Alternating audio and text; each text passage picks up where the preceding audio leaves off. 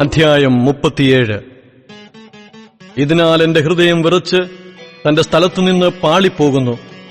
അവന്റെ നാദത്തിന്റെ മുഴക്കവും അവന്റെ വായിൽ നിന്ന് പുറപ്പെടുന്ന ഗർജനവും ശ്രദ്ധിച്ചു കേൾപ്പിൻ. അവനത് ആകാശത്തിൻ കീഴിലൊക്കെയും അതിന്റെ മിന്നൽ ഭൂമിയുടെ അറ്റത്തോളവും അയക്കുന്നു. അതിന്റെ പിന്നാലെ ഒരു മുഴക്കം കേൾക്കുന്നു. അവൻ തന്റെ മഹിമാനാദം കൊണ്ട് ഇടിമുഴക്കുന്നു. അവന്റെ നാദം കേൾക്കുമ്പോൾ അവയെ തടുക്കുന്നില്ല. ദൈവം തന്റെ നാദം അതിശയമായി മുഴക്കുന്നു. നമുക്ക് ഗ്രഹിച്ചുകൂടാത്ത മഹാകാര്യങ്ങളെ ചെയ്യുന്നു.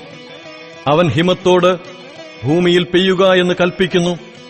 അവൻ മഴയോടും വമ്പിച്ച പെരുമഴയോടും കൽപ്പിക്കുന്നു. താൻ സൃഷ്ടിച്ച മനുഷ്യരൊക്കെയും അറിവാൻ തക്കവണ്ണം അവൻ സകല മനുഷ്യരുടെയും കൈ മുദ്രയിടുന്നു. കാട്ടുമൃഗം ഒളിവിടത്ത് ചെന്ന് തന്റെ ഗുഹയിൽ കിടക്കുന്നു. ദക്ഷിണമണ്ഡലത്തിൽ നിന്ന് കൊടുങ്കാറ്റും ഉത്തരദിക്കിൽ നിന്ന് കുളിരും വരുന്നു. ദൈവത്തിന്റെ ശ്വാസം കൊണ്ട് നീർക്കട്ട ഉളവാകുന്നു.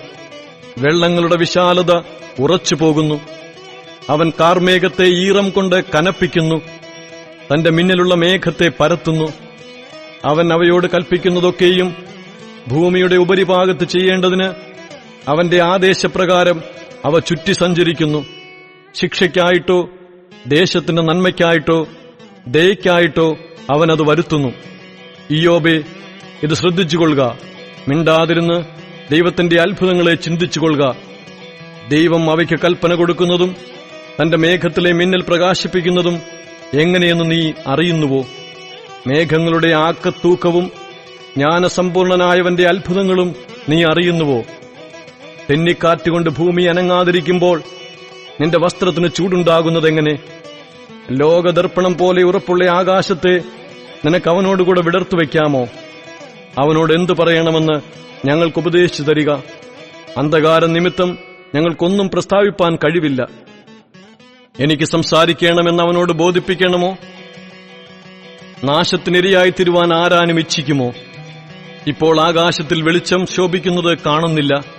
എങ്കിലും കാറ്റ് കടന്ന് അതിനെ തെളിവാക്കുന്നു. വടക്കുനിന്ന് സ്വർണശോഭ പോലെ വരുന്നു. ദൈവത്തിന്റെ ചുറ്റും ഭയങ്കര തേജസ്സുണ്ട്. സർവശക്തനെയോ നാം കണ്ടെത്തുകയില്ല. അവൻ ശക്തിയിൽ അത്യുന്നതനാകുന്നു. അവൻ ന്യായത്തിനും പൂർണ്ണനീതിക്കും ഭംഗം വരുത്തുന്നില്ല.